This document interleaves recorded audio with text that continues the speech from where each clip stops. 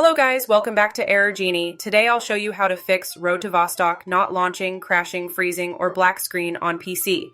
First, restart your PC and try again. Next, verify game files in Steam Properties. Installed files, verify. Allow the game through antivirus and firewall. In Windows Security, add the game.exe to controlled folder access, then allow it in firewall. Do the same for any third-party antivirus. Run the game from its install folder, launch the .exe, try Run as Administrator, enable compatibility mode Windows 8.7, and disable full screen optimization. Next, switch between DirectX and Vulkan launch options and test each one. Reset config files. Go to C drive, users, app data, roaming, find the game folder, back it up, then rename it and relaunch.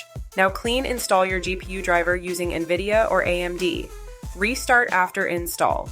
Set the game to high-performance GPU and graphics settings and ensure your display is connected to the dedicated GPU.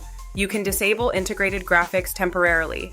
If needed, roll back to an older driver. Update Windows fully, disable overlays Steam, Discord, NVIDIA, and close overclocking apps. Clear Steam download cache settings, downloads. Install Microsoft Visual C++, x86, and x64, then restart. Try different power plans and toggle hardware GPU scheduling. Disconnect extra USB devices, controllers, and use a single monitor. Update BIOS if required.